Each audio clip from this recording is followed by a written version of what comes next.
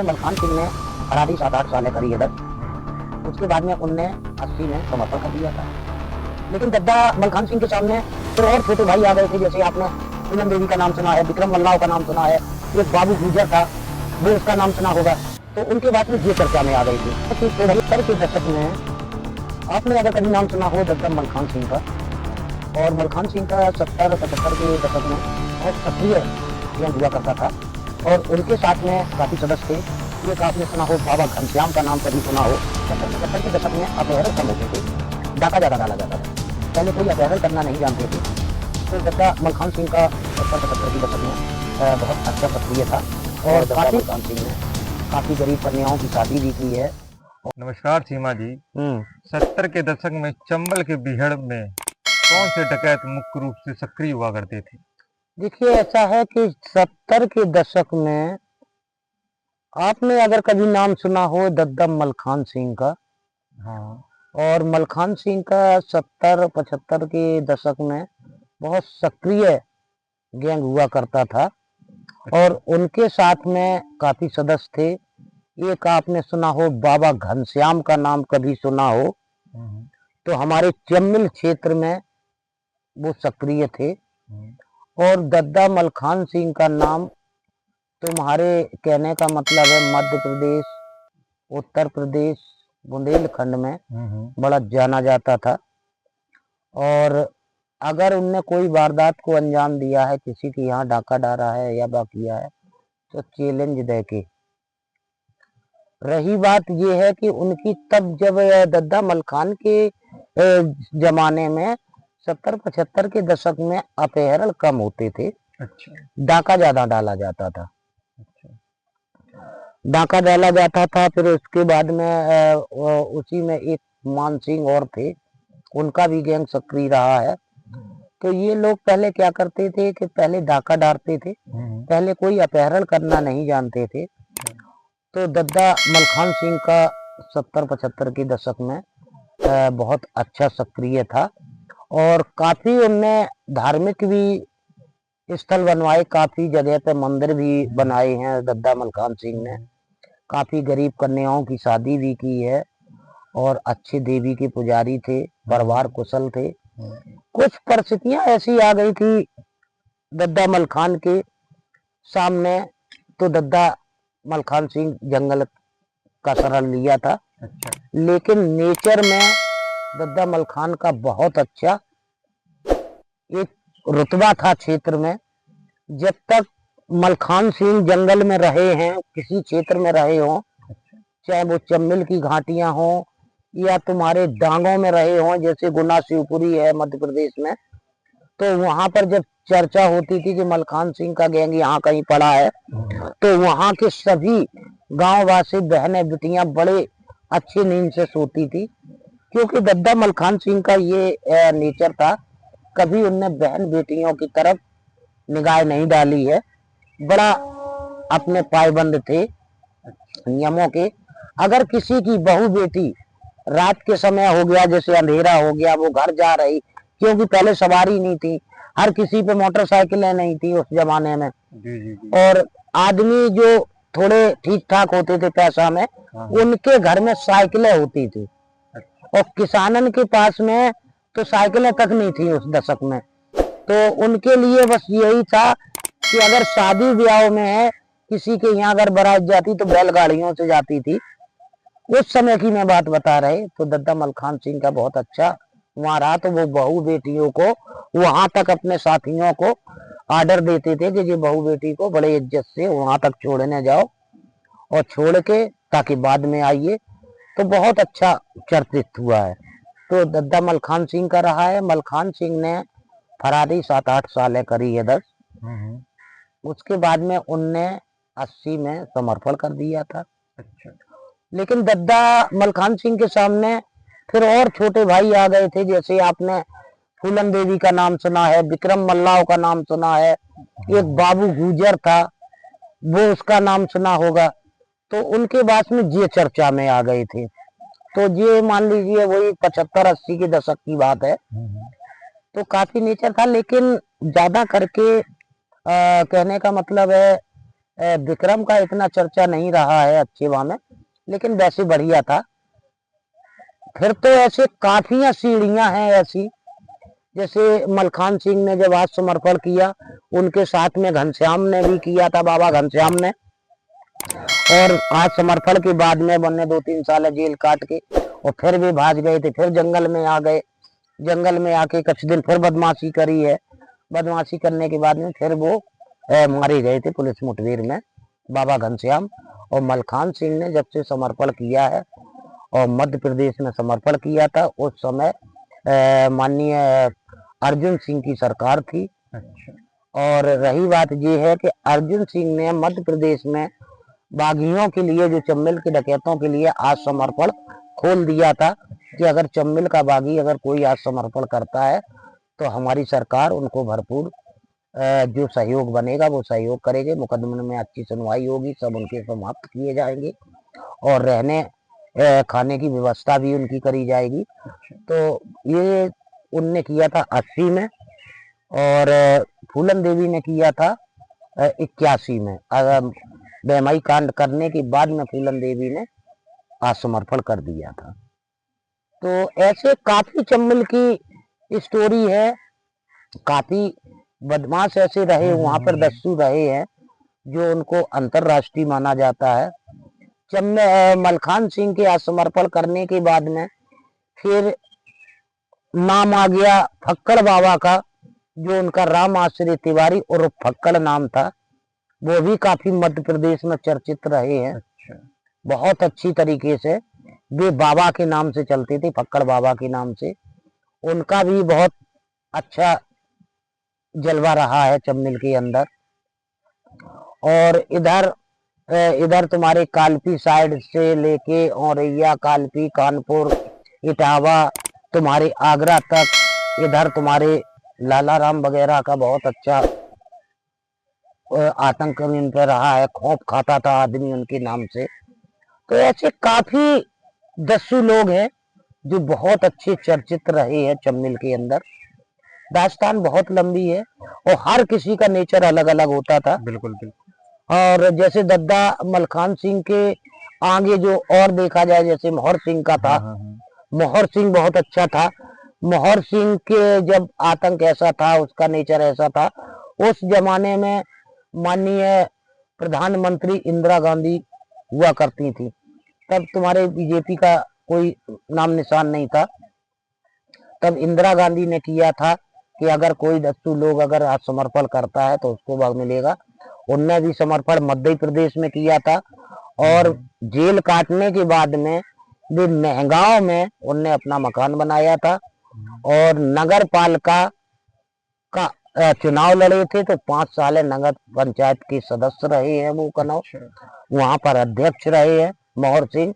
मोहर सिंह अभी मान लीजिए बहुत बुजुर्ग हो गए थे, अभी 2-3 साल पहले शरीर छोड़ चुके, खत्म हो चुके हैं, लेकिन बहुत अच्छा उनका नेचर था।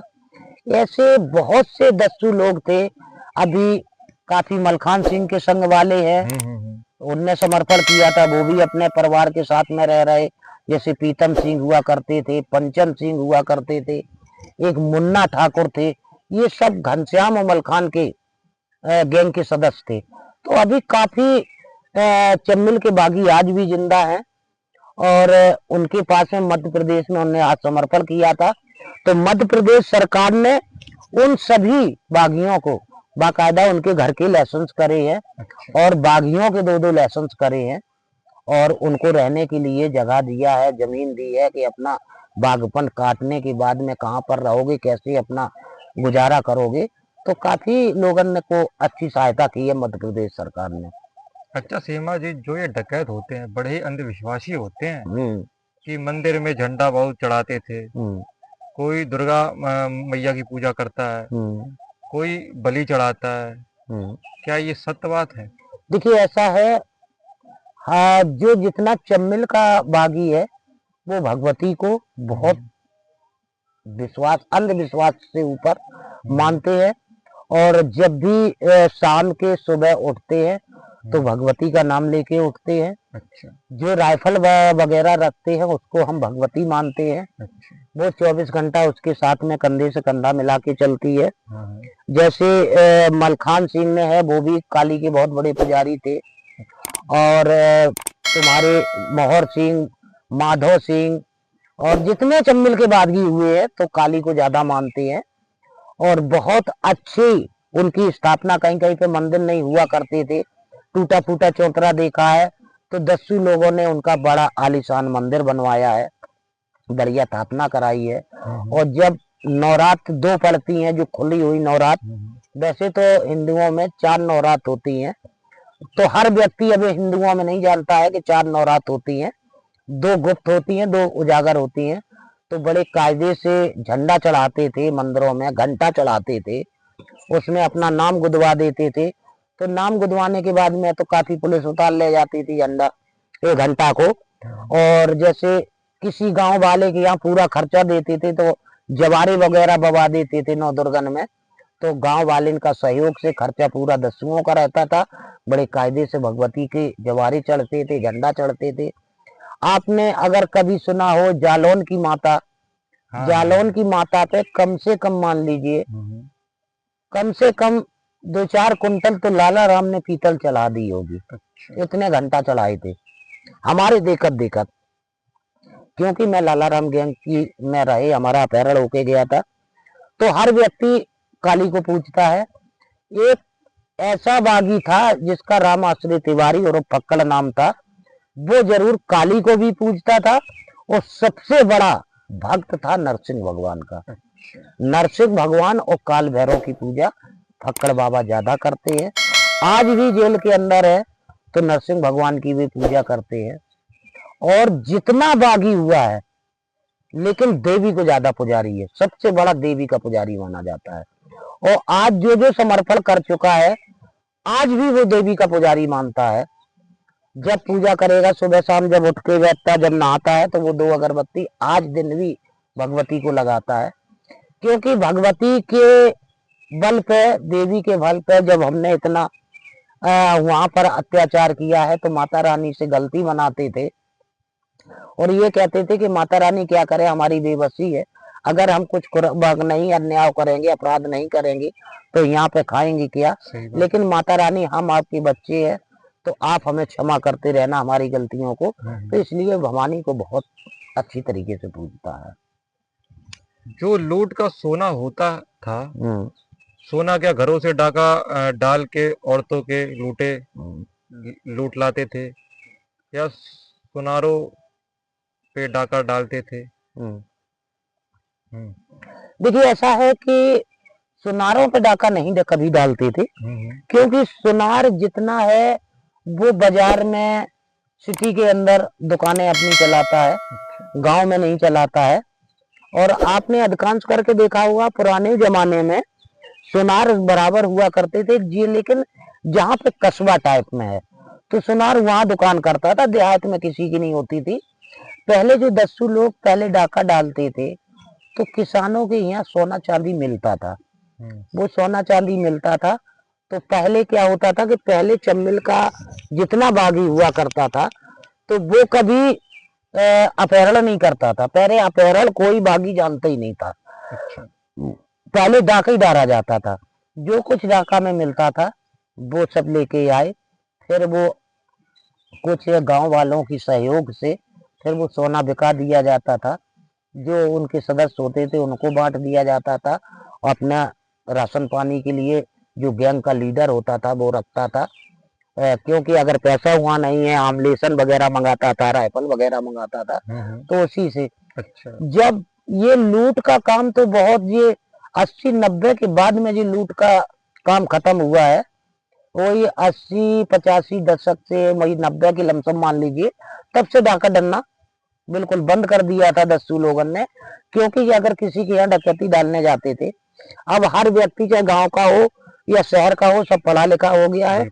अब जेवर कोई नहीं रखता था अपने घर में, सब लॉकरन में रखते थे।